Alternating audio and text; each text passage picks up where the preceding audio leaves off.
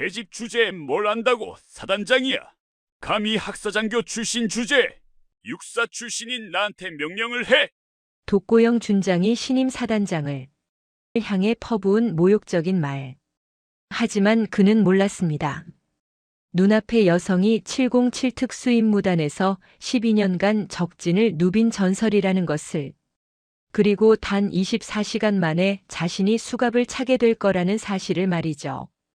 과연 이 여성 소장은 어떻게 부패로 얼룩진 사단을 뒤집었을까요? 영상 보시기 전에 구독과 좋아요 한번 눌러주시면 세상 사연에 큰 힘이 됩니다. 무료로 할 수 있는 소중한 응원, 더 좋은 이야기로 보답하겠습니다. 이제 시작하겠습니다. 2024년 3월 15일 오전 9시 경기도 동두천시에 위치한 육군 제28보병사단 정문 앞은 이른 봄 햇살 아래 고요했습니다. 하지만 그 고요함 속에는 누구도 예상하지 못한 거대한 변화의 서막이 숨어 있었습니다. 검은색 공용 차량 한 대가 사단 정문 앞에 멈춰 섰습니다. 뒷좌석에서 내린 여성은 키 172cm의 날씬한 체구에 단정하게 묶은 머리, 그리고 어깨에 빛나는 소장 계급장을 달고 있었습니다. 한수진 소장, 만 42세. 육군 사관학교가 아닌 학사장교 출신으로는 최초로, 그리고 대한민국 육군 역사상 최연소 여성으로 소장 진급과 동시에 사단장 보직을 받은 인물이었습니다. 한수진의 이력은 그 자체로 전설이었습니다. 서울대학교 법학과를 졸업하고 학사장교로 입대한 그녀는 단 3년 만에 707 특수임무단 선발시험에 합격했습니다. 당시 여성 지원자 중 유일한 합격자였고, 체력평가에서는 남성 후보생들을 제치고 상위 10% 안에 들었습니다. 707에서의 12년간 그녀는 대테러 작전, 해외 인질 구출, 북한 관련 특수 임무 등 국가 기밀로 분류된 수십 건의 작전을 성공적으로 수행했습니다. 소령 시절에는 아프가니스탄 파병 부대에서 정보장교로 근무하며 탈레반의 습격을 사전에 차단해 부대원 전원을 무사히 귀환시킨 공로로 화랑무공 훈장을 받기도 했습니다. 그러나 707 출신이라는 명예로운 이력은 동시에 그녀에게 보이지 않는 장벽이 되었습니다. 육군 내부에는 여전히 육사 출신 남성 장교들이 주류를 이루고 있었고, 학사장교 출신의 여성이라는 이유로 그녀를 경계하는 시선이 많았습니다. 특히 제28사단에는 그녀의 부임을 노골적으로 반기지 않는 세력이 있었습니다. 한수진이 차에서 내리자 위병소 앞을 지키던 병사 2명이 황급히 경례를 올렸습니다. 그녀는 정확한 거수 경례로 답례한 뒤 위병소로 걸어갔습니다. 그런데 이상했습니다. 신임 사단장이 부임하는 날이라면 정문은 활짝 열려 있어야 하고 의장대와 주요 참모진이 도열해 있어야 정상이었습니다. 그러나 지금 정문의 철문은 굳게 닫혀 있었고, 위병소 안에는 당직 하사 한 명만이 어색한 표정으로 서 있을 뿐이었습니다. 신임 사단장 한수진 소장입니다. 정문을 개방해 주시기 바랍니다. 한수진의 목소리는 차분했지만 단호했습니다. 위병 조장인 하사는 땀을 흘리며 전산 화면을 들여다보는 신용을 했습니다. 그게 소장님. 전산 시스템에 등록이 안 되어 있어서요. 확인이 필요합니다. 전산 등록은 인사령이 하달된 지 3일 전에 완료되었을 것입니다. 다시 확인해 보시기 바랍니다. 한수진은 자신의 인사명령서 사본을 꺼내 제시했습니다. 육군본부 인사참모부에서 발행한 정식 문서였고, 날짜는 3월 12일로 명시되어 있었습니다. 하사는 명령서를 받아들고도 망설였습니다. 그의 무전기에서 누군가의 목소리가 새어나왔습니다. 최대한 시간을 끌어. 알았지? 한수진은 그 목소리를 놓치지 않았습니다. 그녀는 하사에게서 무전기를 가리키며 물었습니다. 지금 당직 사령이 누구입니까? 그건. 병사, 질문에 답하십시오. 오늘 당직 사령은 누구입니까? 행정부 사단장이신 독고영 준장님이십니다. 한수진의 눈빛이 차갑게 가라앉았습니다. 독고영 준장. 그녀는 부임 전 제28사단의 인사 파일을 철저히 검토했고 독고영이라는 이름에 여러 차례 밑줄을 그었습니다. 육사 32기 출신으로 올해 55세, 제28사단 행정부사단장으로 3년째 근무 중이었습니다. 파일에는 그가 사단 내에서 상당한 영향력을 행사하고 있으며 전임 사단장들과도 긴밀한 관계를 유지해왔다는 정보가 담겨 있었습니다. 문제는 그의 인맥이 육군본부 일부 실세들과도 연결되어 있다는 점이었습니다. 무전기를 주십시오. 한수진은 하사의 손에서 무전기를 받아 송신 버튼을 눌렀습니다. 독고영 준장, 나는 신임 사단장 한수진 소장이다. 지금 즉시 정문 개방을 지시하라. 무전기 너머로 잠시 정적이 흘렀습니다. 그리고 곧 독고영의 목소리가 흘러나왔습니다. 아, 소장님이십니까? 연병장에서 훈련 지도 중이라 즉시 이동이 어렵습니다. 잠시만 기다려주시면. 독고영 준장. 나는 기다릴 시간이 없다. 육군본부 인사명령에 따라 오늘 9시를 기해 제28사단장으로 부임한다. 정문을 즉시 개방하고 참모진을 집합시켜라. 이것은 명령이다.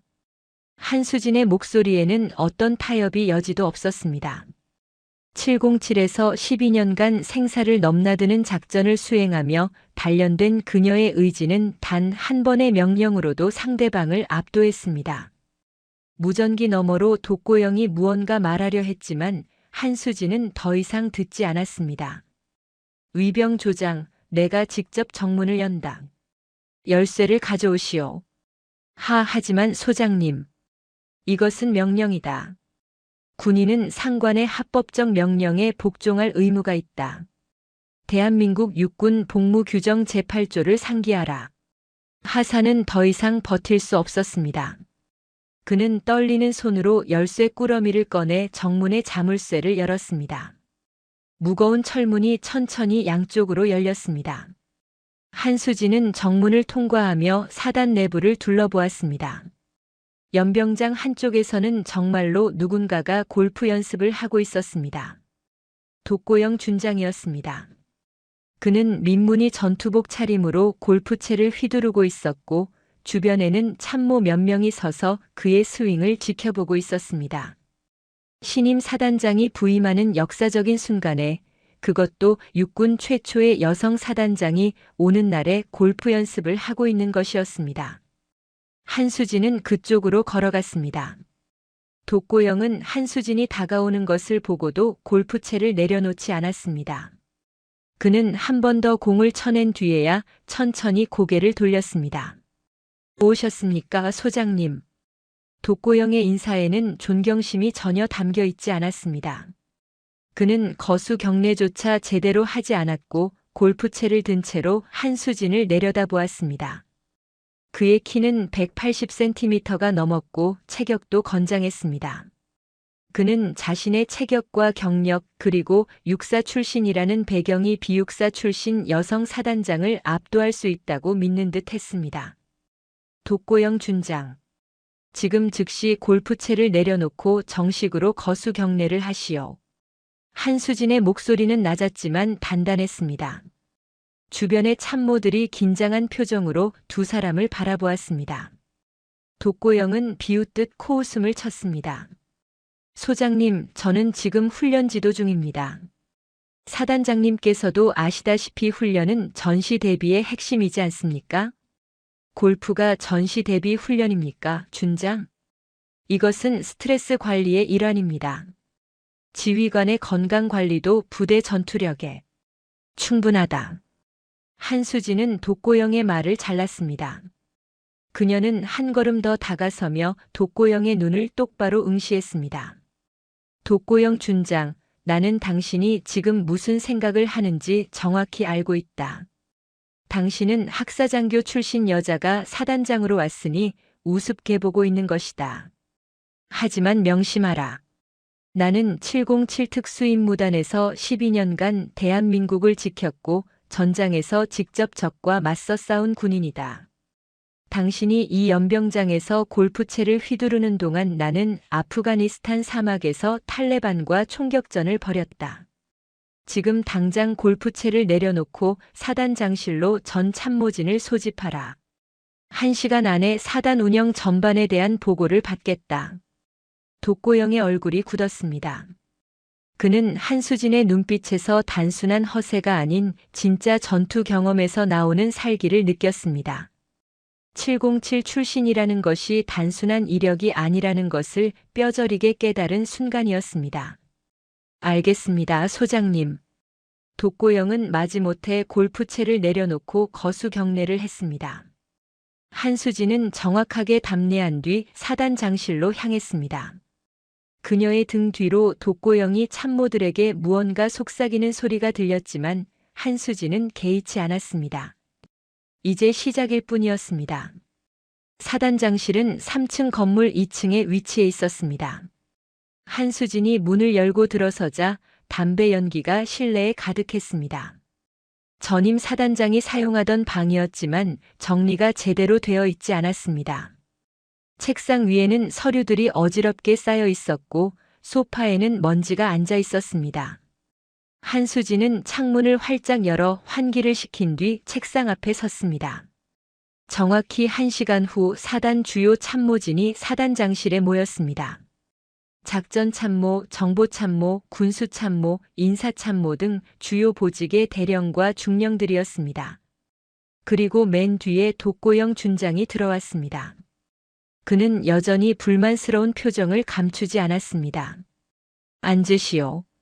한수진은 참모들에게 자리를 권했습니다. 그리고는 준비해온 서류를 펼쳤습니다. 나는 오늘부로 제28보병 사단장으로 부임한 한수진 소장이다. 여러분과 함께 이 사단을 대한민국 최강의 부대로 만들 것이다. 그러기 위해서는 먼저 현재 상황을 정확히 파악해야 한다. 각 참모는 담당 분야의 현황을 보고하라. 참모들은 차례로 보고를 시작했습니다. 작전 훈련 현황, 병력 배치 상황, 무기 및 장비 보급 상태, 인사 관리 등이 보고되었습니다. 한수진은 보고를 들으며 핵심적인 질문을 던졌습니다. 그녀의 질문은 예리했고 군사학과 실전 경험이 결합된 통찰력을 보여주었습니다.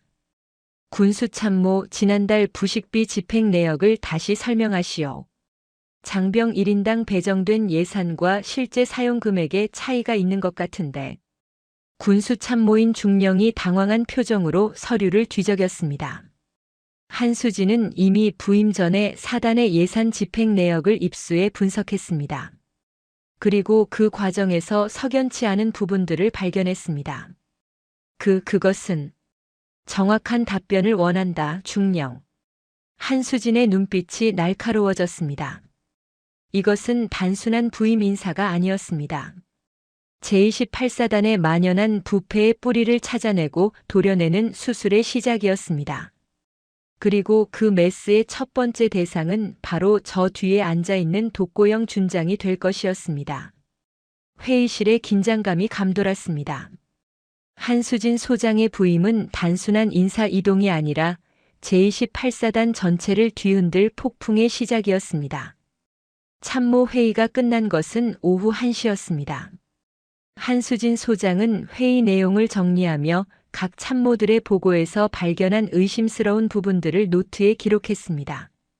특히 군수 분야의 예산 집행 내역에는 설명할 수 없는 공백들이 있었습니다.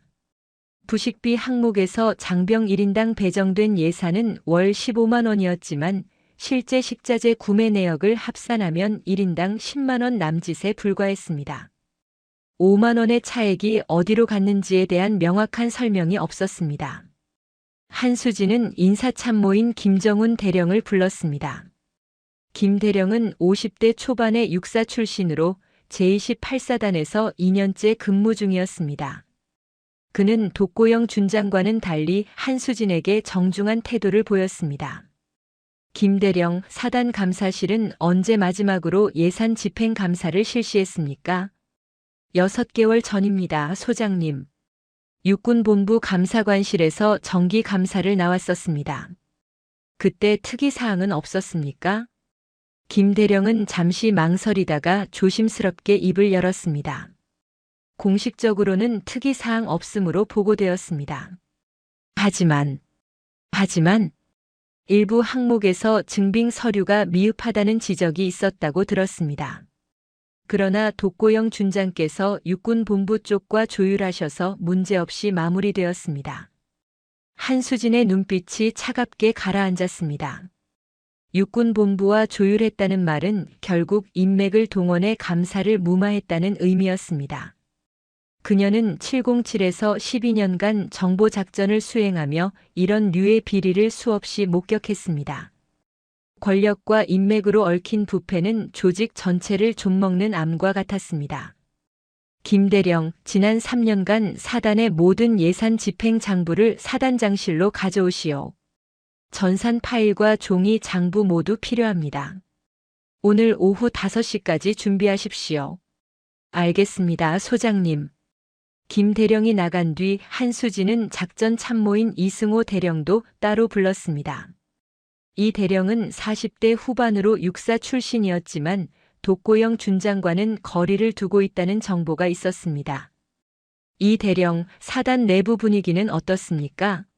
솔직하게 말씀해 주시기 바랍니다. 이승호 대령은 잠시 주위를 살피더니 목소리를 낮췄습니다. 소장님, 제가 말씀드려도 되는지 모르겠습니다만 사단 내부에는 오랫동안 해결되지 않은 문제들이 있습니다. 구체적으로 말씀하시오. 독고영 준장을 중심으로 한 일부 간부들이 사단 운영을 사실상 좌지우지하고 있습니다. 예산 집행, 인사 발령, 심지어 훈련 계획까지 독고영 준장의 승인 없이는 진행되지 않았습니다. 전임 사단장님들께서도 이 문제를 알고 계셨지만 독고영 준장의 육군본부 인맥 때문에 손을 쓰지 못하셨습니다. 구체적으로 어떤 비리가 있습니까? 이승호 대령은 더욱 목소리를 낮췄습니다. 부식비 횡령은 공공연한 비밀입니다. 또한 사단 시설 보수 공사를 발주할 때 특정 업체에 특혜를 주고 리베이트를 받는다는 소문이 있습니다. 법인카드로 개인 유흥비를 결제한다는 이야기도 들었습니다. 증거가 있습니까? 직접적인 증거는 없습니다. 모두 소문일 뿐입니다. 그러나 장병들 사이에서는 다들 알고 있는 사실입니다. 한수진은 고개를 끄덕였습니다. 소문만으로는 부족했습니다. 확실한 증거가 필요했습니다. 그녀는 이미 부임 전부터 제28사단의 예산 집행 내역을 입수해 분석하기 시작했습니다. 707에서 함께 근무했던 정보관 출신 동기가 국방부 예산실에 있었고 그를 통해 사단의 최근 3년간 예산 자료를 확보했습니다. 그 자료들을 교차 분석한 결과 여러 가지 의심스러운 패턴들이 드러났습니다. 오후 5시 김정훈 대령이 장부들을 가지고 왔습니다. 종이 장부 20여 건과 USB에 담긴 전산 파일이었습니다. 한수진은 그날 밤을 꼬박 새우며 장부들을 분석했습니다. 707 시절 재무 분석 교육을 받았던 경험이 큰 도움이 되었습니다. 새벽 4시 한수진은 결정적인 증거를 발견했습니다. 부식비 항목에서 식자재 구매업체로 지급된 금액과 실제 업체의 세금 계산서 금액이 일치하지 않았습니다.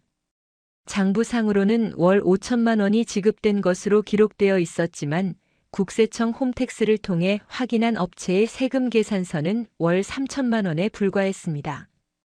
2천만 원의 차액이 발생한 것입니다. 그것도 매달 3년 동안 지속적으로 말입니다. 한수진은 계산기를 두드렸습니다. 2천만 원 곱하기 12개월 곱하기 3년. 총 7억 2천만 원이었습니다. 이것은 단순한 회계 오류가 아니었습니다. 조직적이고 계획적인 횡령이었습니다. 그녀는 곧바로 사단 헌병대장인 박민수 중령을 호출했습니다. 박 중령은 새벽 5시에 급히 사단장실로 달려왔습니다. 소장님, 무슨 일이십니까? 한수진은 분석한 자료들을 박 중령 앞에 펼쳐놓았습니다. 박 중령, 이 자료들을 보십시오. 지난 3년간 부식비 명목으로 최소 7억 원 이상이 횡령되었습니다. 장부는 이중으로 작성되었고 실제 업체 입금액과 장부상 금액이 다릅니다. 박민수 중령은 자료들을 검토하며 얼굴이 굳어졌습니다. 이것은 명백한 공금 횡령입니다. 그렇습니다. 그리고 이 모든 지출 결제는 행정부사단장인 독고영 준장의 결제를 거쳤습니다. 소장님, 그러나 독고영 준장은 육군본부에 강력한 인맥이 있습니다. 자칫 잘못하면 박중령. 한수진의 목소리가 차갑게 가라앉았습니다. 나는 인맥이 아닌 법과 원칙으로 이 사단을 이끌 것입니다. 독고영 준장이 누구와 어떤 관계인지는 중요하지 않습니다. 중요한 것은 그가 장병들의 부식비를 횡령했다는 사실입니다. 지금 즉시 독고영 준장의 사무실과 관사를 압수수색하십시오. 영장은 내가 직접 군검찰에 요청하겠습니다. 알겠습니다, 소장님. 오전 8시 한수진은 전 장병 집합을 명령했습니다. 제28사단의 모든 병력이 연병장에 모였습니다. 약 5천여 명의 장병들이었습니다. 단상 위에 한수진 소장이 올라서자 장병들이 일제히 차려 자세를 취했습니다. 독고영 준장은 단상 아래에서 불안한 표정으로 서 있었습니다. 그는 새벽부터 자신의 사무실이 헌병대에 의해 압수수색당했고 관사도 뒤집어졌다는 보고를 받았습니다. 무슨 일이 벌어지고 있는지 정확히 알 수 없었지만 상황이 심상치 않다는 것은 느낄 수 있었습니다. 한수진은 마이크를 잡고 장병들을 향해 말했습니다. 28사단 장병 여러분, 나는 어제 사단장으로 부임한 한수진 소장입니다. 여러분과 함께 이 부대를 대한민국 최강의 사단으로 만들고 싶습니다. 그러나 그러기 위해서는 먼저 우리 사단 내부의 부패를 제거해야 합니다. 연병장이 술렁거렸습니다. 한수진은 준비한 서류를 들어올렸습니다. 지난밤 나는 우리 사단의 예산 집행 내역을 분석했습니다. 그 결과 충격적인 사실을 발견했습니다. 지난 3년간 여러분의 부식비 명목으로 집행된 예산 중 최소 7억 2천만 원이 횡령되었습니다. 장병들 사이에서 웅성거림이 커졌습니다. 독고영의 얼굴이 창백해졌습니다. 이 돈은 여러분이 더 나은 식사를 하도록 배정된 예산이었습니다. 그러나 일부 간부들은 이 돈을 개인적으로 빼돌렸습니다. 식자재 업체와 짜고 허위 세금 계산서를 발행한 뒤 차액을 착복했습니다. 또한 법인카드를 사용해 인근 유흥업소에서 개인 유흥비를 결제했습니다. 한수진은 헌병대가 압수한 법인카드 사용 내역을 화면에 띄웠습니다. 동두천 시내의 유흥주점, 골프장, 고급 음식점 등에서 수백만 원씩 결제된 내역들이 선명하게 드러났습니다. 이 모든 비리의 중심에는 행정부사단장 독고영 준장이 있습니다. 한수진이 독고영을 가리키자 수천 명의 시선이 그에게 쏠렸습니다. 독고영은 단상으로 올라가려 했습니다. 소장님, 이것은 오해입니다. 내가 설명할 기회를. 독고영 준장, 당신은 지금 군사법에 의해 조사를 받을 대상입니다. 발언권이 없습니다. 한수진의 목소리는 단호했습니다. 그녀는 헌병대장에게 신호를 보냈습니다. 독고영 준장, 당신은 군형법 제58조 공금 횡령죄 및 제60조 뇌물수수 혐의로 긴급 체포됩니다. 지금부터 진술한 내용은 법정에서 불리한 증거로 사용될 수 있습니다. 헌병대원들이 독고영에게 다가갔습니다. 독고영은 저항하려 했습니다. 이건 말도 안 됩니다. 나는 육군본부 권태식 중장님과 권태식 중장이 누구든 상관없습니다. 한수진이 독고영의 말을 잘랐습니다. 대한민국 군대는 법 앞에 평등합니다. 당신이 누구와 연결되어 있든 횡령한 돈은 장병들의 것입니다. 헌병대원들이 독고영의 양팔을 잡았습니다. 독고영은 마지막으로 소리쳤습니다. 당신은 후회하게 될 것이오. 권 중장님이 가만두지 않을 것이오. 박중령, 피의자를 연행하시오. 독고영은 헌병 차량에 실려 연병장을 떠났습니다. 5천여 명의 장병들이 그 모습을 지켜보았습니다. 한수진은 다시 마이크를 잡았습니다. 장병 여러분, 오늘부터 28사단은 새로운 시작을 합니다. 횡령된 예산은 전액 환수해 여러분의 복지 향상에 사용할 것입니다. 그리고 앞으로 어떤 비리도 용납하지 않을 것입니다. 우리는 대한민국을 지키는 군인입니다. 군인은 정직해야 하고 강해야 하며 정의로워야 합니다. 나는 여러분과 함께 그런 부대를 만들겠습니다. 연병장의 박수 소리가 터져 나왔습니다. 처음에는 몇몇 병사들이었지만 곧 전체로 퍼졌습니다. 장병들은 처음으로 자신들을 진심으로 생각하는 지휘관을 만났다는 것을 느꼈습니다. 한수진은 단상에서 내려와 사단 장실로 돌아왔습니다. 김정훈 대령이 그녀를 따라왔습니다. 소장님, 정말 대단하십니다. 그러나 독고영 준장이 말한 권태식 중장은 실제로 육군본부에서 상당한 영향력을 가진 분입니다. 보복이 있을 수 있습니다. 한수진은 창밖을 바라보며 대답했습니다. 김대령, 나는 707에서 12년간 적진 깊숙이 침투하는 작전을 수행했습니다. 생명을 걸고 싸워야 하는 상황에서 가장 중요한 것이 무엇인지 아십니까? 무엇입니까? 두려움 없이 옳은 일을 하는 것입니다. 권태식 중장이 보복을 한다면 나는 그것도 정면으로 맞설 것입니다. 이것은 단순한 비리 척결이 아닙니다. 대한민국 군대가 제대로 서는 것입니다. 김정훈 대령은 고개를 숙여 경례했습니다. 그는 처음으로 진정한 군인을 만났다고 생각했습니다. 그날 오후 독고영 준장의 범죄 혐의는 군검찰에 정식으로 송치되었습니다. 압수된 이중 장부와 법인카드 사용 내역, 그리고 업체 관계자들의 진술은 명백한 증거였습니다. 독고영이 쌓아온 3년간의 부패 왕국은 단 하루 만에 무너졌습니다. 하지만 한수진은 이것이 끝이 아니라는 것을 알고 있었습니다. 독고영의 배후에는 더 큰 세력이 있었고 그들은 반드시 반격을 시도할 것이었습니다. 폭풍은 이제 막 시작되었습니다. 독고영 준장이 군검찰에 송치된 지 3일 후 육군본부 인사참모부가 있는 서울 용산의 한 고급 음식점에서 권태식 중장은 소주잔을 내리쳤습니다. 잔이 깨지며 술이 사방으로 튀었지만 그는 개의치 않았습니다. 그 여자가 감히. 권태식 중장은 올해 58세로 육사 28기 출신이었습니다. 그는 30년 넘는 군 생활 동안 육군본부 인사참모부, 작전참모부를 거치며 승승장구했고 현재는 육군교육사령관으로 재직 중이었습니다. 중장 계급장은 그가 얼마나 높은 위치에 올랐는지를 상징했습니다. 그의 수하에는 전국의 주요 사단장과 여단장들이 있었고 그중 독고영 준장은 그의 육사 후배이자 가장 충실한 측근 중 한 명이었습니다. 중장님, 일단 진정하시고 대책을 논의하시죠. 옆에 앉은 인사참모부 소속 대령이 조심스럽게 말했습니다.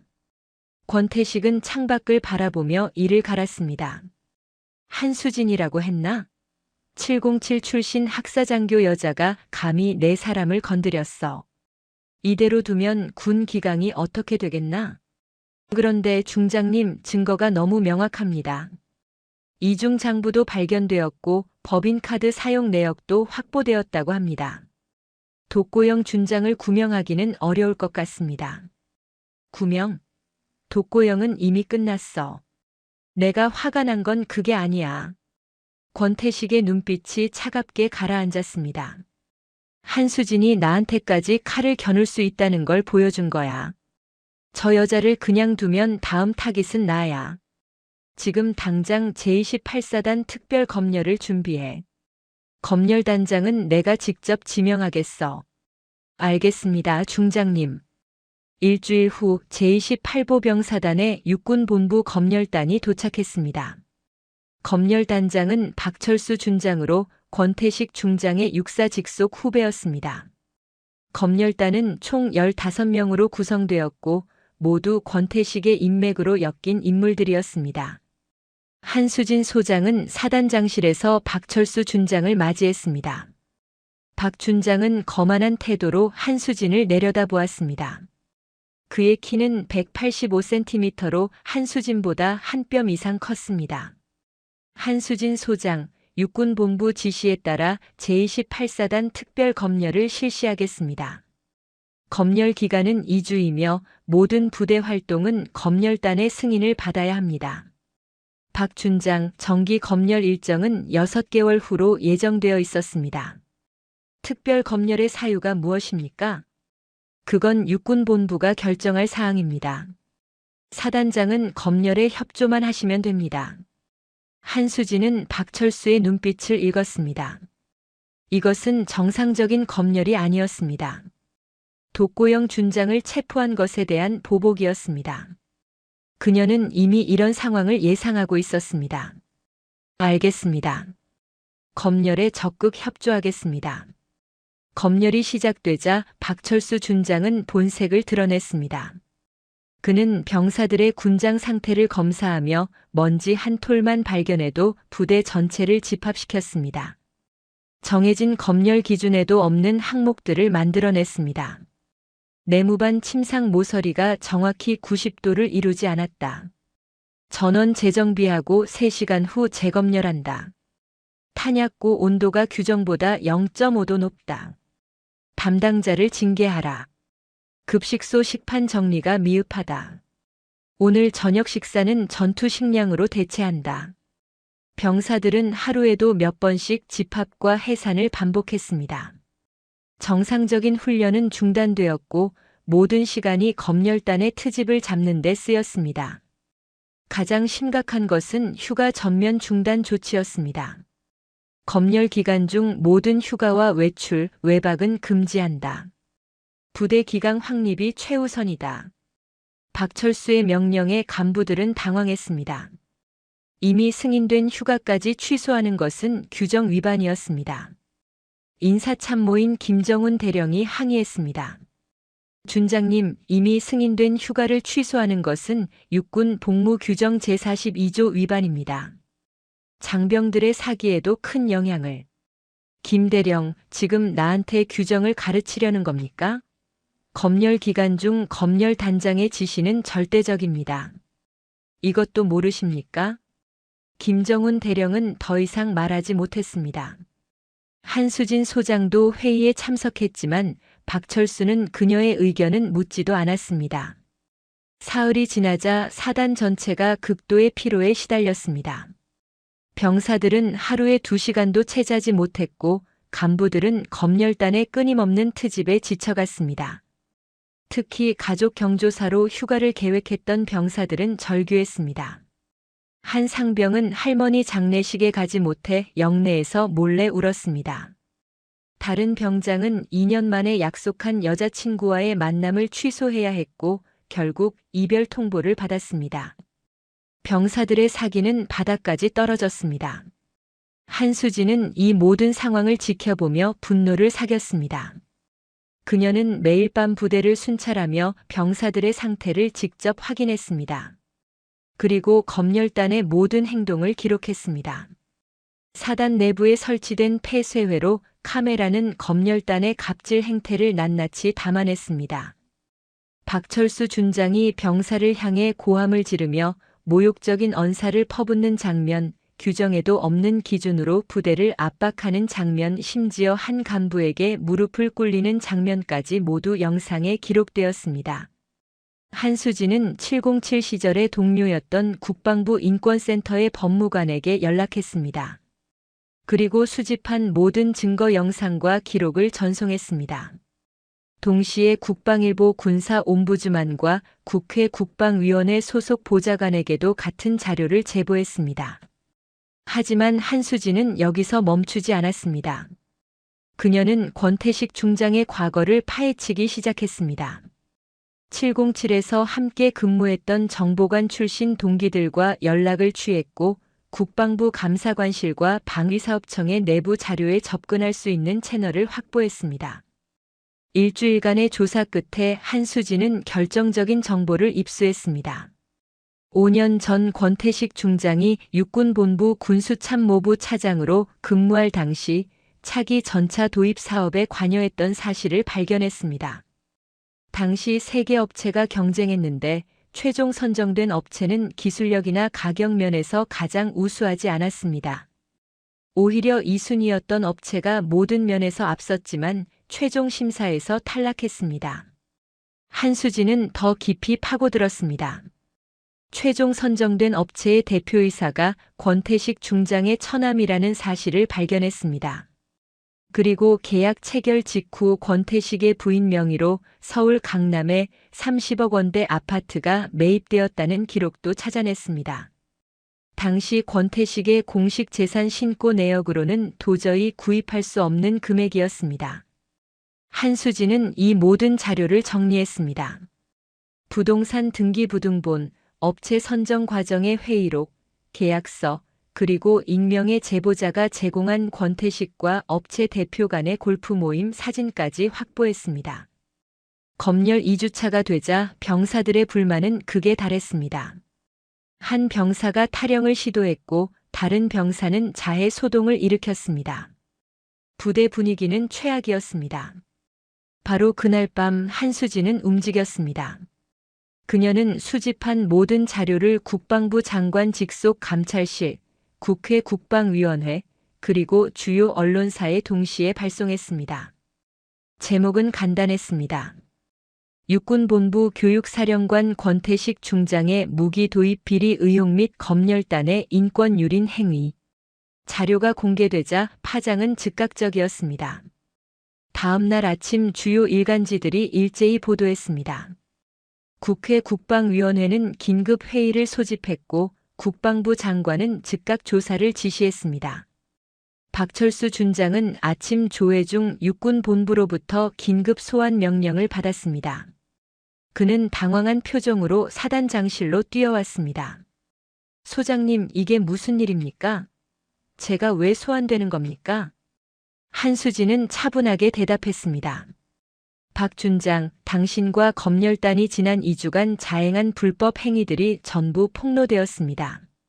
규정 위반 검열, 승인된 휴가 강제 취소, 병사에 대한 인격 모독, 간부 가혹 행위 등 모든 것이 영상과 기록으로 남아 있습니다.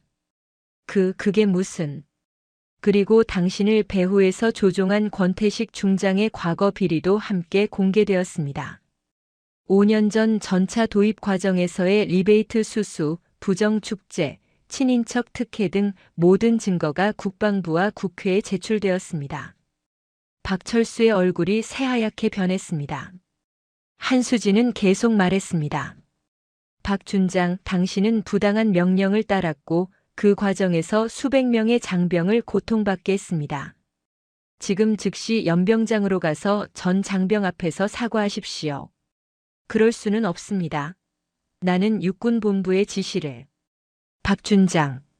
한수진의 목소리가 얼음장처럼 차갑게 가라앉았습니다. 지금 당신 앞에는 2가지 선택이 있습니다.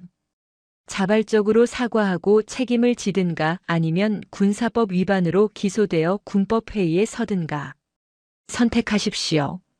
박철수는 떨리는 손으로 모자를 벗었습니다. 그는 자신이 완전히 패배했다는 것을 깨달았습니다. 1시간 후 제28사단 전 장병이 연병장에 집합했습니다. 박철수 준장과 검열단 15명이 단상 위에 올라섰습니다. 5천여 명의 장병들이 그들을 바라보았습니다. 박철수 준장은 마이크를 잡았습니다. 그의 목소리는 떨렸습니다. 28사단 장병 여러분, 지난 2주간 검열 과정에서 여러분에게 큰 고통을 안겨드렸습니다. 규정에 없는 기준을 강요했고 정당한 휴가를 취소했으며 인격적으로 모욕을 주었습니다.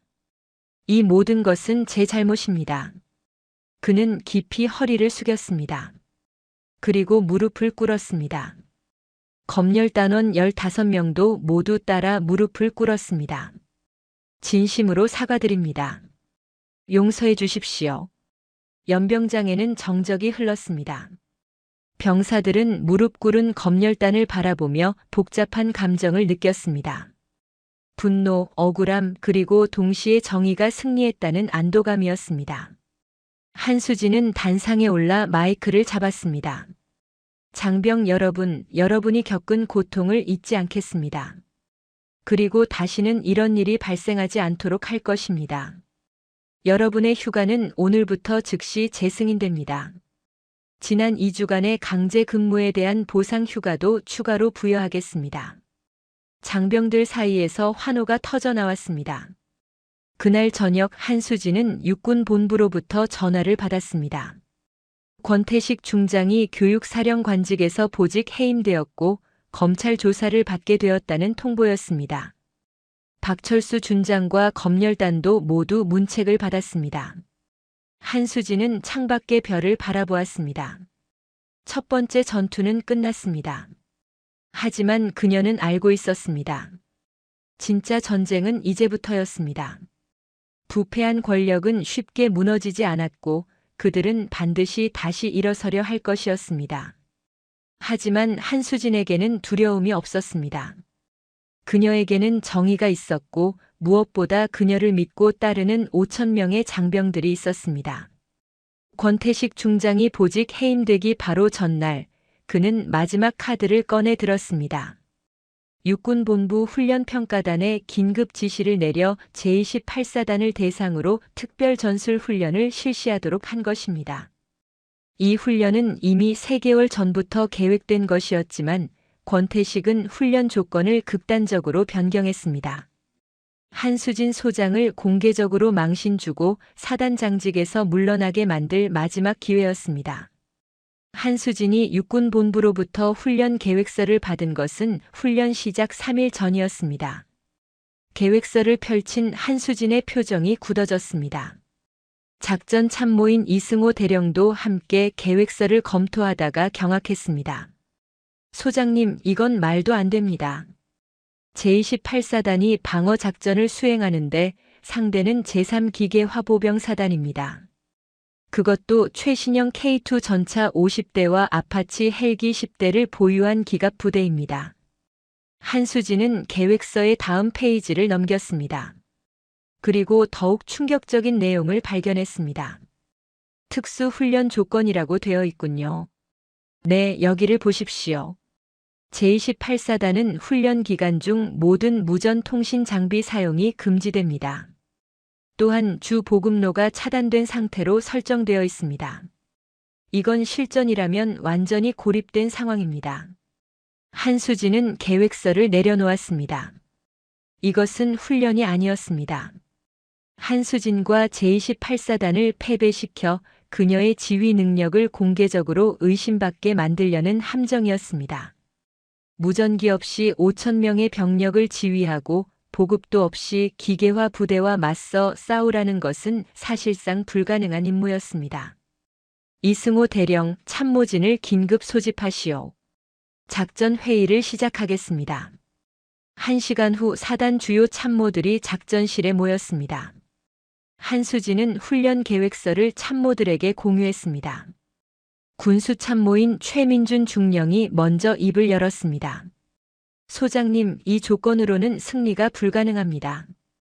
차라리 육군본부에 훈련 조건 재조정을 요청하는 것이 안 됩니다.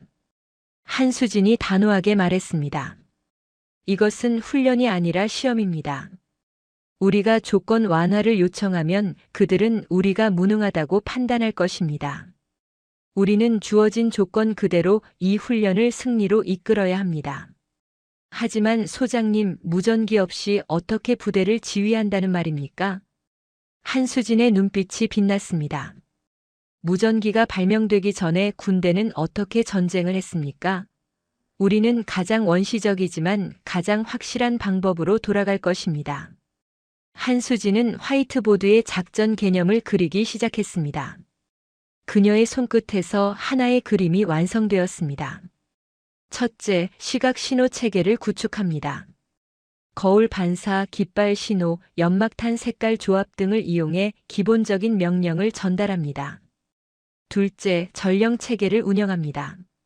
각 대대별로 가장 발이 빠른 병사들을 선발해 전령조를 편성합니다. 셋째, 사전에 치밀한 작전 계획을 수립하고 모든 지휘관이 상황별 대응 매뉴얼을 숙지하게 합니다. 참모들이 한수진의 설명을 들으며 고개를 끄덕이기 시작했습니다. 적은 최신 장비를 가지고 있지만 그것이 오히려 약점이 될 수 있습니다. K2 전차는 도로가 아닌 산악 지형에서는 기동성이 제한됩니다. 아파치 헬기는 강력하지만 우리가 산림지대에 은폐하면 타격 효과가 감소합니다. 이승호 대령이 물었습니다. 그렇다면 우리의 주 작전은 산악지대를 활용한 게릴라 전술입니까? 정확합니다. 707에서 나는 12년간 비정규전을 훈련받았습니다. 적은 우리가 정면으로 맞서리라 예상할 것입니다. 하지만 우리는 그들의 예상을 깨트릴 것입니다. 한수진은 동두천 인근의 지형도를 펼쳤습니다. 그녀는 손가락으로 주요 고지와 계곡을 가리키며 설명을 이어갔습니다. 훈련장은 소요산 일대입니다. 이 지역은 70% 이상이 산악 지형입니다. 적의 기계화 부대는 도로를 따라 이동할 수밖에 없습니다. 우리는 이 도로들을 장악하고 적의 이동로를 차단합니다. 훈련 당일 제28사단 5천여 명의 병력이 소요산 일대로 이동했습니다. 한수진은 병력을 5개 전투단으로 나누었습니다. 각 전투단은 독립적으로 작전을 수행할 수 있도록 편성되었고 모든 지휘관은 상황별 작전 매뉴얼을 완벽하게 숙지했습니다. 상대인 제3기계화 보병사단은 자신감에 차 있었습니다. 그들의 사단장인 진용석 소장은 작전 브리핑에서 참모들에게 말했습니다. 제28사단은 통신도 없고 보급도 없는 상태입니다. 우리는 정면 공격으로 36시간 이내에 그들의 방어선을 돌파할 것입니다. K2 전차의 화력과 아파치의 공중 지원만으로도 충분합니다. 훈련이 시작되었습니다. 제3기계화 사단의 50대 K2 전차가 천둥 같은 굉음을 내며 전진하기 시작했습니다. 10대의 아파치 헬기가 하늘을 날며 제28사단의 위치를 정찰했습니다. 그러나 제28사단은 보이지 않았습니다. 산악지대 곳곳에 위장막을 설치하고 완벽하게 은폐한 상태였습니다. 한수진은 소요산 정상 부근의 임시 지휘소에서 쌍안경으로 적의 이동을 관찰했습니다. 적 기갑부대가 3번 도로로 진입했습니다. 전령이 달려와 보고했습니다. 한수진은 거울을 들어 햇빛을 반사시켰습니다. 3번의 긴 반사와 2번의 짧은 반사. 미리 약속된 신호였습니다. 1km 떨어진 고지에서 같은 신호가 되돌아왔습니다. 3번 도로 양쪽 산자락에 매복해 있던 제28사단 병력이 움직이기 시작했습니다. 그들은 미리 준비해둔 통나무와 바위를 도로로 굴렸습니다. K2 전차들이 장애물을 만나 속도를 줄였습니다. 바로 그 순간 산 위에서 훈련용 대전차 로켓이 발사되었습니다. 물론 실탄이 아니라 레이저 판정 시스템이었지만 훈련 규칙상 명중으로 판정되면 그 전차는 전투 불능 상태가 되었습니다.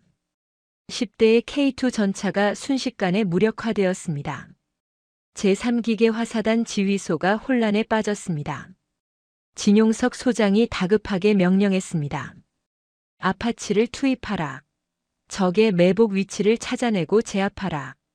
아파치 헬기 6대가 소요산 상공으로 날아왔습니다. 하지만 제28사단 병력은 이미 사라진 뒤였습니다. 그들은 공격 후 즉시 산림 깊숙이 철수했고 위장막 아래로 완벽하게 숨었습니다. 아파치의 열상 감지 장비로도 찾아낼 수 없었습니다. 한수진은 다시 거울 신호를 보냈습니다.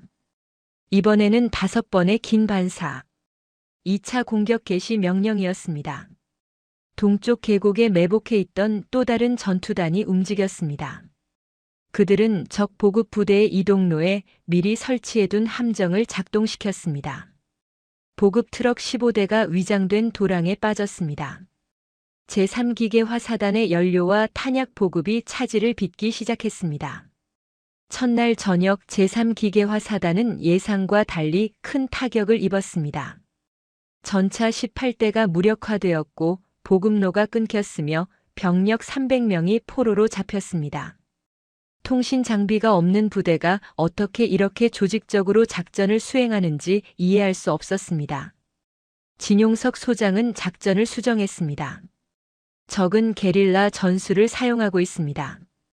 우리도 전술을 바꿔야 합니다. 산악지대로 들어가 적을 소탕합니다.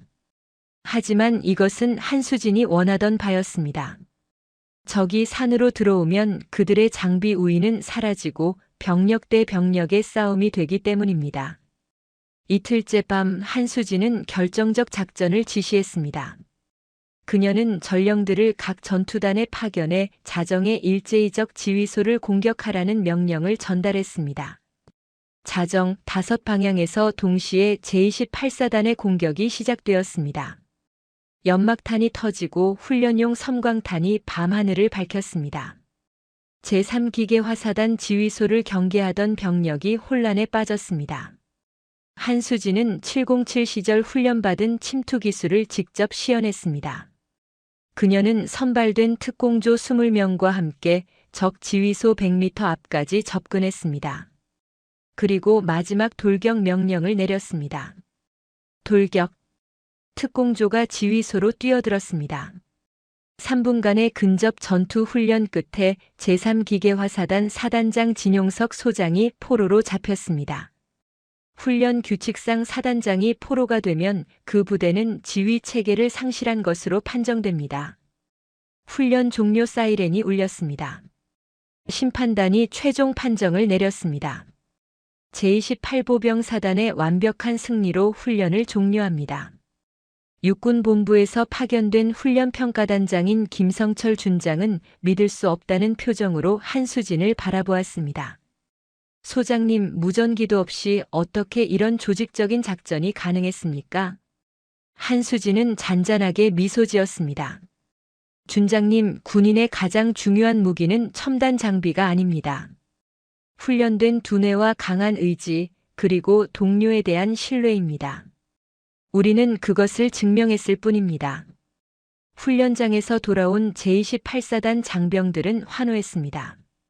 그들은 불가능해 보이는 임무를 해냈고 대한민국 최정예 기계화사단을 상대로 승리를 거두었습니다. 더 중요한 것은 자신들을 믿어준 지휘관이 있었다는 사실이었습니다. 한수진은 병사들을 바라보며 생각했습니다. 이것이 진짜 군대였습니다. 첨단 무기나 장비가 아니라 인간의 용기와 지혜, 그리고 정의로운 대의를 위해 싸우는 군인 정신 말입니다. 훈련 결과 보고서는 육군본부 전체를 놀라게 했습니다. 권태식의 마지막 발악은 오히려 한수진의 탁월한 지휘 능력을 입증하는 계기가 되었습니다. 훈련 종료 3일 후 육군본부 대회의실은 긴장감으로 가득했습니다. 육군참모총장 주재로 주요 군단장과 사령관들이 모인 회의였습니다. 안건은 단 하나 제28보병사단의 훈련 결과 보고였습니다. 회의실 전면 스크린에 훈련 영상이 재생되었습니다. 무전기 없이 거울 신호와 전령으로 부대를 지휘하는 한수진의 모습, 산악지대에서 기계화 부대를 무력화시키는 전술, 그리고 야간 침투 작전으로 적 사단장을 생포하는 장면까지 모든 것이 기록되어 있었습니다. 영상이 끝나자 회의실에 정적이 흘렀습니다. 제1군단장인 박정환 중장이 먼저 입을 열었습니다. 놀랍습니다. 이것은 단순한 훈련 승리가 아닙니다. 현대전의 교리를 다시 쓰게 만드는 사례입니다. 박정환 중장은 63세로 육사 26기 출신이었습니다. 그는 40년 가까운 군 경력 동안 수많은 훈련과 작전을 지휘했지만 이런 결과는 처음 보았습니다. 육군 참모총장인 강민수 대장이 고개를 끄덕였습니다. 박 중장의 말이 맞습니다. 한수진 소장은 가장 열악한 조건에서 가장 탁월한 결과를 만들어냈습니다. 이것이 진정한 지휘관의 능력입니다. 강민수 대장은 65세로 육사 24기 출신이었습니다.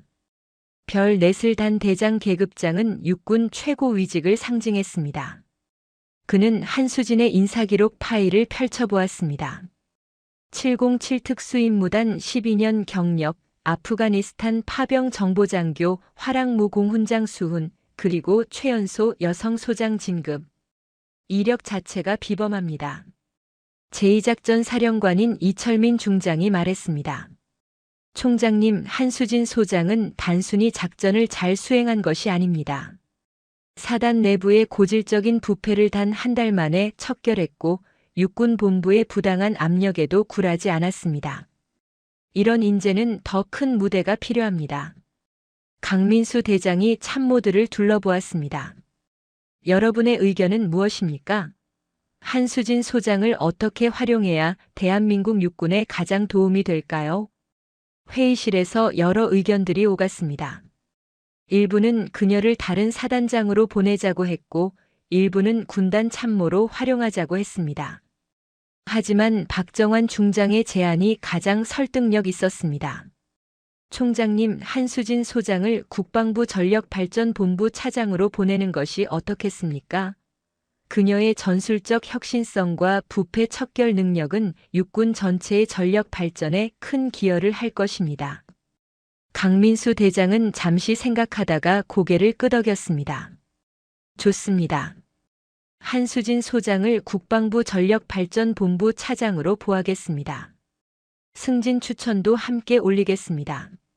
한편 권태식 중장은 그날 육군본부 인사참모부로부터 정식 보직 해임 통보를 받았습니다.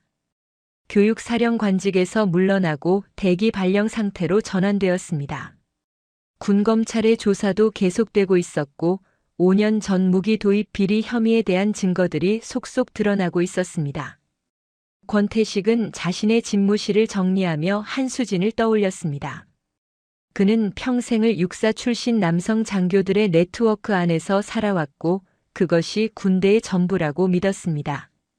하지만 한수진은 그런 네트워크 밖에서도, 아니 오히려 그것과 맞서 싸우면서 더 강해질 수 있다는 것을 증명했습니다. 결국 내가 졌군. 권태식은 쓸쓸하게 중얼거렸습니다. 그는 자신의 군 생활이 정의가 아닌 이익을 위한 것이었다는 사실을 뒤늦게 깨달았습니다.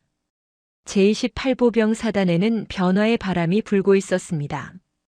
독고영 준장이 횡령했던 7억 원은 전액 환수되어 장병 복지 기금으로 조성되었습니다.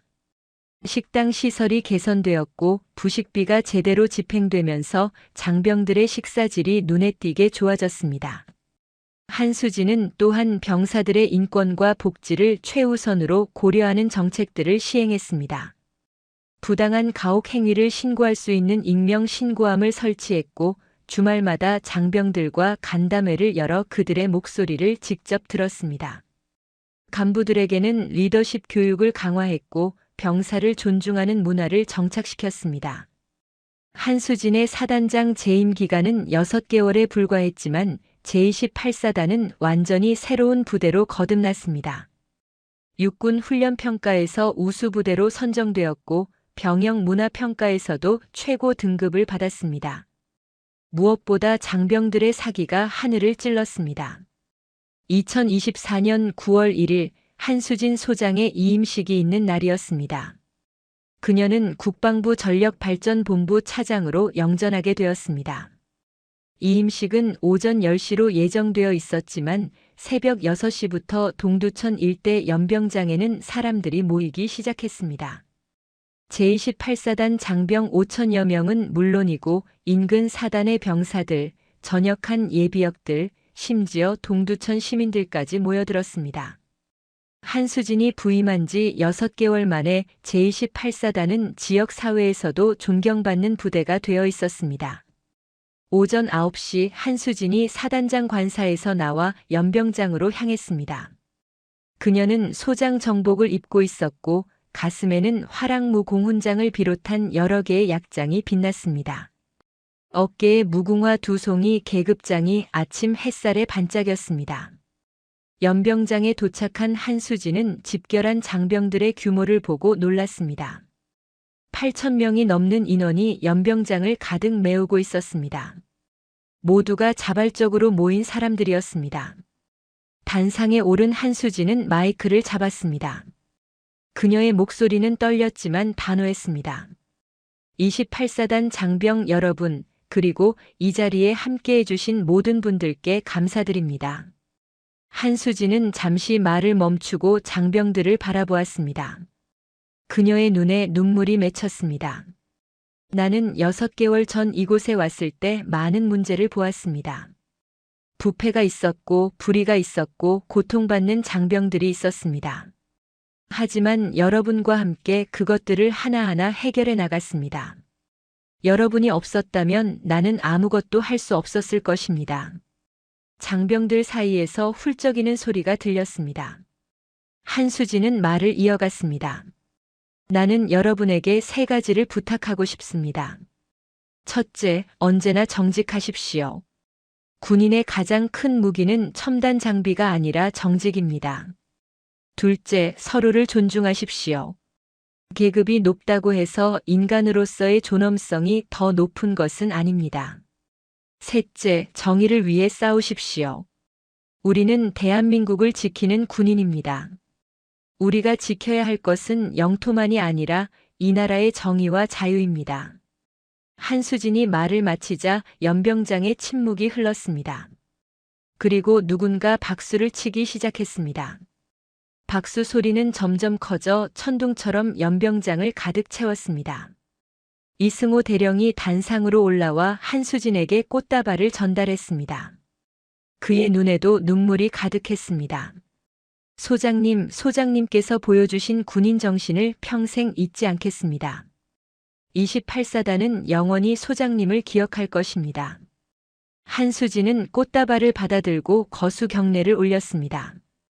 8천여 명의 장병과 시민들이 일제히 경례로 답했습니다. 전역한 예비역들도 민간인 복장의 시민들도 모두 오른손을 들어 경례를 올렸습니다. 한수진은 천천히 단상에서 내려와 장병들 사이를 걸었습니다. 그녀는 악수를 청하는 병사들과 일일이 손을 잡았고 그들의 눈을 바라보며 고개를 끄덕였습니다. 어떤 병사는 그녀의 손을 잡고 눈물을 흘렸고 어떤 병사는 감사합니다라고 반복해서 말했습니다. 한 상병이 다가와 말했습니다. 소장님, 저는 소장님이 오시기 전까지 군대가 정말 싫었습니다. 부조리하고 불합리한 일들이 너무 많았습니다. 하지만 소장님 덕분에 군인이라는 것이 자랑스러워졌습니다. 진심으로 감사드립니다. 한수진은 그 상병의 어깨를 두드렸습니다. 고맙습니다, 병사. 당신이야말로 대한민국의 진정한 군인입니다. 오전 11시 한수진은 마지막으로 사단장실을 둘러보았습니다. 6개월 전 처음 이 방에 들어왔을 때와는 모든 것이 달라져 있었습니다. 깨끗하게 정돈된 책상, 창밖으로 보이는 연병장, 그리고 벽에 걸린 제28사단의 부대기. 김정훈 대령이 노크를 하고 들어왔습니다. 소장님, 차량이 준비되었습니다. 알겠습니다, 김 대령. 그동안 정말 수고 많으셨습니다. 아닙니다, 소장님. 제가 더 많이 배웠습니다. 앞으로도 소장님께서 보여주신 길을 따라가겠습니다. 한수진은 사단장실 문을 닫고 복도를 걸었습니다. 복도 양쪽에는 간부들이 도열해 있었고 모두가 경례를 올렸습니다. 한수진은 한 명 한 명과 눈을 맞추며 답례했습니다. 청사 밖으로 나오자 5천여 명의 장병이 도열해 있었습니다.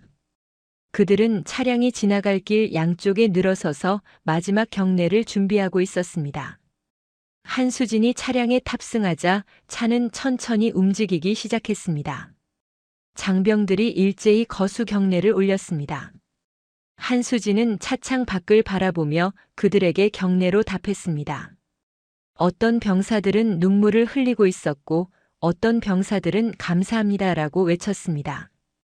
차량이 정문을 통과할 때 한수진은 뒤를 돌아보았습니다. 제28보병 사단의 깃발이 바람에 펄럭이고 있었고 그 아래 수천 명의 장병들이 여전히 경례 자세를 유지하고 있었습니다. 한수진은 조용히 중얼거렸습니다. 안녕히 나의 전우들이여. 여러분은 대한민국의 자랑입니다. 차량은 서울로 향했습니다. 국방부 전력발전본부에서는 새로운 임무가 기다리고 있었습니다. 한수진은 더 큰 무대에서 대한민국 군대 전체의 혁신을 이끌어야 했습니다. 하지만 그녀는 알고 있었습니다. 제28사단에서의 6개월이 자신의 군 생활에서 가장 의미 있는 시간이었다는 것을, 그리고 그 경험이 앞으로의 모든 도전을 이겨낼 힘이 되어줄 것이라는 것을 말입니다. 한수진 소장의 이야기는 끝나지 않았습니다. 이것은 새로운 시작이었습니다. 대한민국 군대의 진정한 변화를 가져올 한 명의 군인, 한 명의 리더의 전설은 이제 막 시작되었습니다. 오늘 이야기 어떠셨나요? 한수진 소장은 우리에게 진정한 용기란 강한 힘을 가진 자가 아니라 옳은 일을 위해 두려움 없이 나아가는 사람에게서 나온다는 것을 보여주었습니다. 세상의 부조리 앞에서 침묵하지 않고 정의를 위해 당당히 목소리를 낼 때 우리는 비로소 진정한 변화를 만들 수 있습니다. 여러분이 서 있는 그 자리에서 작은 용기를 내보시기 바랍니다. 오늘도 좋은 하루 되시길 바라며 다음 이야기로 찾아뵙겠습니다. 감사합니다. 영상이 재미있으셨다면 구독과 좋아요, 댓글까지 부탁드리고 오늘도 건강하고 행복한 하루 되시길 바랍니다.